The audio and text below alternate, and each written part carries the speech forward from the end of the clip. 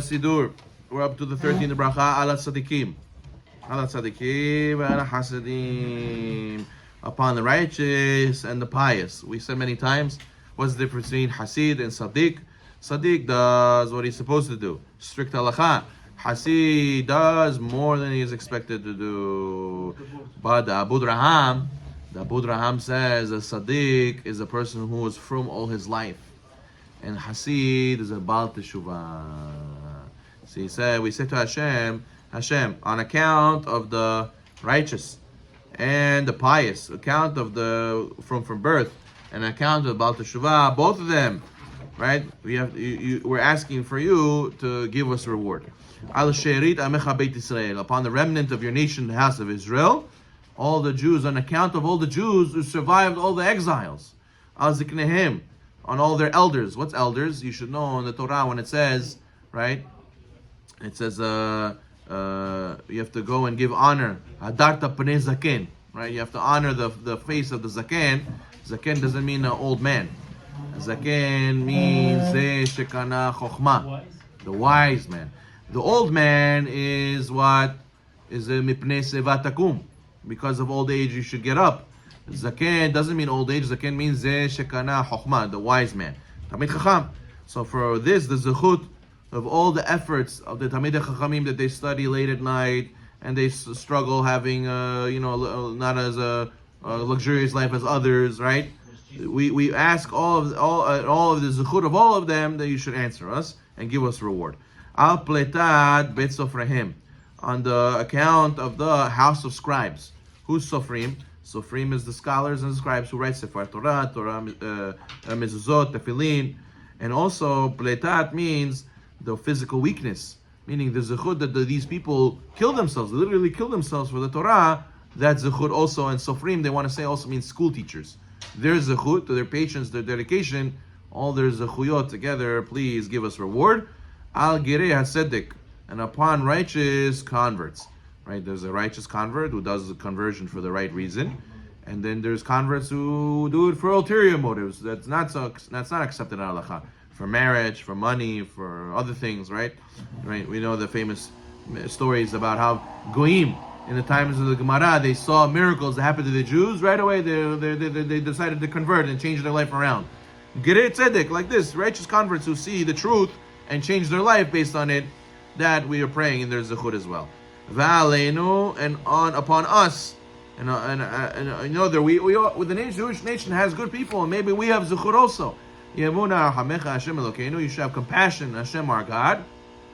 V'ten zachar tov v'chol b'techim b'shimcha be'emet, simchakenu imahem, and give us a proper reward to all those who trust in your name, and make our portion with theirs. So what does it mean? We're asking that our portion should be with theirs.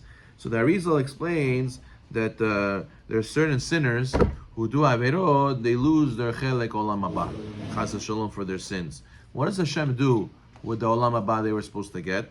So he says sometimes Hashem gives it to the other people, to other tzaddikim, right? So if the sinner loses his olam haba, it's transferred and added to the portion received by the souls in the next world. So, if the sinner does teshuvah and he becomes worthy of his olam haba again, so the one who was given his portion doesn't have to relinquish the extra that he got, and Hashem therefore makes a different portion for the repentant sinner. So the Arizal says when we say make our portion with theirs, what does that mean? That even if we did averot and we forfeited the share of olam haba that we were supposed to have, the forfeited share should be given to one of the tzaddikim. It should be our portion with theirs. And then for what? The tzaddikim are pious and selfless, and they won't insist, they won't be makpid to hold on to it, and therefore maybe we'll be able to get it back. So therefore, if Hashem has to give away our olam haba, we ask, give it to the tzaddikim. And maybe, hopefully, if we do teshuvah, the tzaddikim will give it back to us. We will never be ashamed because we have trusted in you. What does it mean?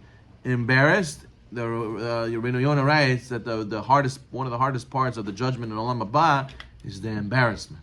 That everyone's going to see what you did, and you're not going to be able to hide it, and you're not going to forget. in this world, our feelings go away eventually. Our anger goes away, our jealousy goes away. Oh, over there, it's the same feeling forever and ever. Like the initial feeling, it stays intense because the soul never forgets. Therefore, the Gemara reminds us of the Gemara story in the Talmud, Kedushin 81, where there's Amram Hasida, right? So the Jewish community rescued 5 girls who were captives, or hostages, right? And he hosted them on the second floor of his home. So there was a pull-down ladder. He put them in the attic, and then he closed the ladder. He put away the ladder. The ladder was a very heavy ladder. So then one night he was learning, and all of a sudden he got Yetzara. He got a very big Yetzara. He saw one of the attractive young girls on the second floor. He took a ladder that usually takes 10 people to move. He moved it himself, and he started climbing up the ladder to go do Avera. Rav Amram Hasida. So what happened? So all of a sudden he realizes, what am I doing? Halfway up the ladder, he goes and he says, fire! Ish, fire!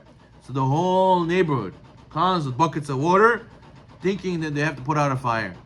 And what happens? What do they see? Rav Amram standing on the ladder, going up to the attic with the 5 girls. So the neighbors asked him, why did you say there's a fire? What's going on?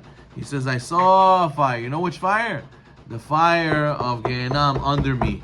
And he says, I'd rather be shoteh olam hazeh and be embarrassed in this world than to be embarrassed in the world to come. So you see that a person has to remember, embarrassment will save you from a lot of sins. That's why we ask Hashem, le'olam lo nevosh. We should never be ashamed. We should always remember the potential embarrassment, and that will save us from doing sins. So therefore, that's the bracha. We end up saying at the end, what do we say? Baruch atah Hashem, noten zachar tov, right? How does the bracha end? Over there.